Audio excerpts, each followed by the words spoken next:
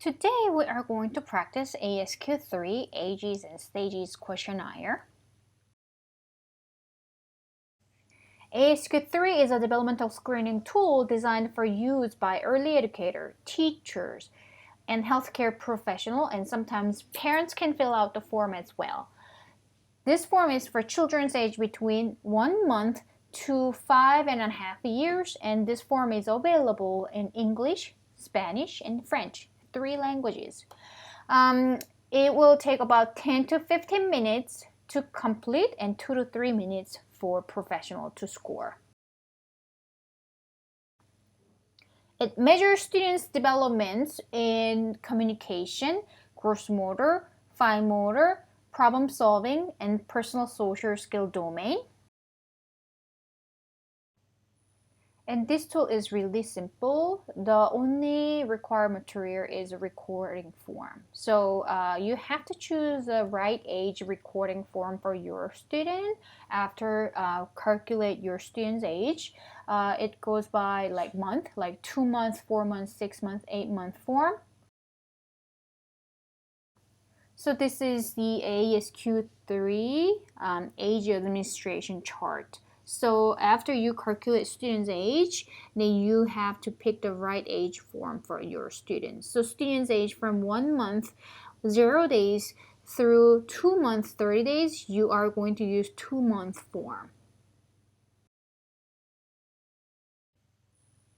Let's practice with our hypothetical imaginary child. The child's name is Penny Morris.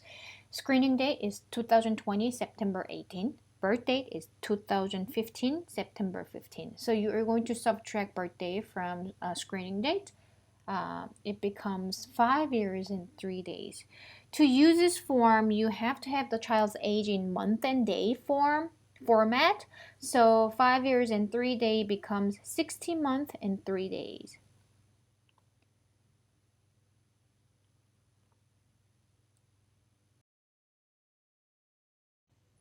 Now you know that the child's age is 60 months, 3 days. So as you see in this highlighted part, you are going to use 60-month form. 60-month form. You can enter the student's information here, and if you're not comfortable identifying the child's biological gender by male or female this way, you don't have to. I would say this is optional right now.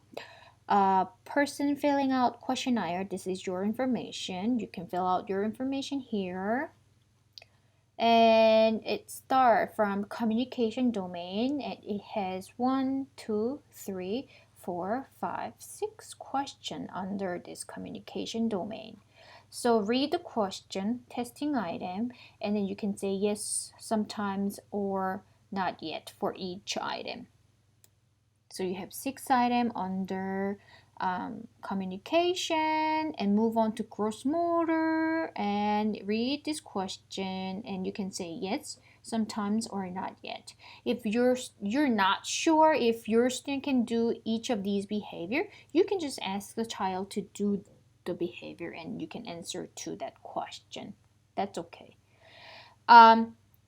Fine motor, same way, you can answer each question and provide some example as well. Here as well, you can answer, you can provide the student's answer here. Once you're done with answering all the questions under these 5 domains, you will see the question for overall. Like, do you think your child hears well? So very overall question, right? And it has 1, 2, 3, 4, 5, 6, 7, 8, 9, 10 overall question. Once you're done with that part, you will see this summary page. So you're going to move your answer to this summary sheet. Once again, you can write down student name, the date completed, and then student birthday. And then you are going to move the student score here. This part is really important part. How you use this part is you are going to move the child's score to this box. But how you do it? Yes means 10 points. Sometimes means 5 points. Not yet means 0 points. So going back to your recording form, very first page of the testing page, from communication, I know you answer yes sometimes or not yet, right? So yes means 10 points. Sometimes means 5 points.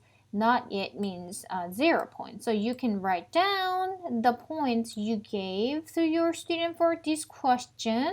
5, for example, sometimes 5. Next question here is 0. The next one is 10. So you get that point for each domain, and you get the total score for each domain right here, right?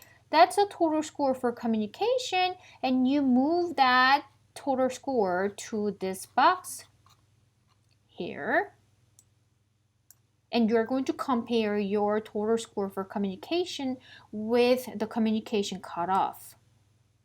And you will do the same way for other 4 domains. Okay, and you can move your answer to the overall question. There were 10 questions right here, right?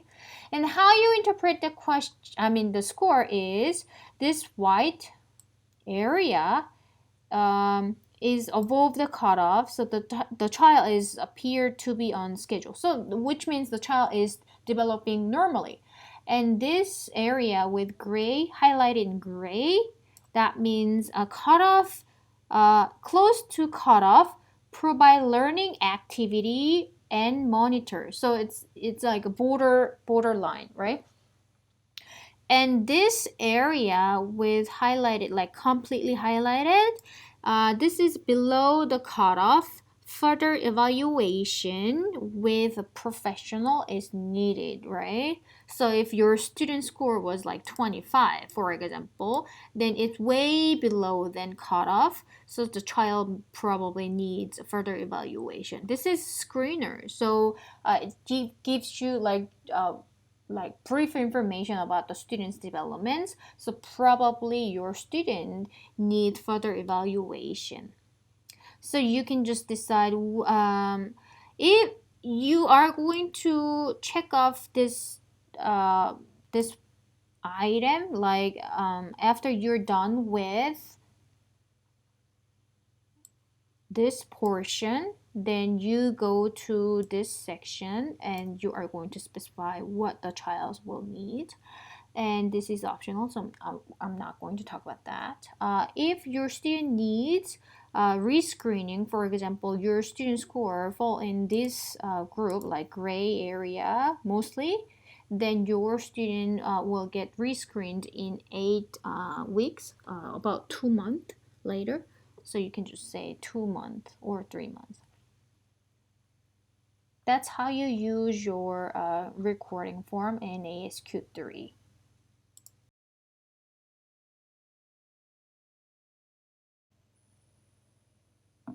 Later, for your final project, you need to provide the result and interpretation. So I want to give you a sample statement of result and interpretation, so you can just refer to it when you write your result and interpretation.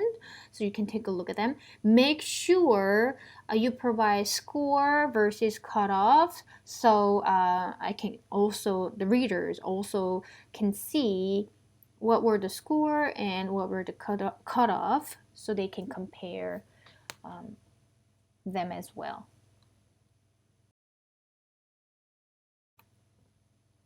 These are another examples of sample interpretations. So if you're using ASQ for your final project, you can develop your result and interpretation statement like this way.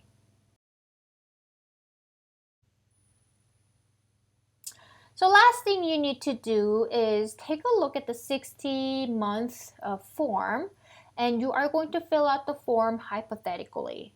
Let's say we have a child who is 60 months old today. with that hypothetical imaginary child, you are going to fill out the form from very beginning, and please upload the last page of the completed form to Blackboard. Well, the purpose of this practice is for you to get familiar with this form and instrument and know what kind of testing item are provided. So you can read the question from very beginning, the testing item from very beginning thoroughly, and you can fill out the form hypothetically and learn how to use the summary form, summary page. So that's my goal for you. Then you can submit the hypothetically filled summary form to Blackboard to prove that you practice this instrument and form. Sounds good?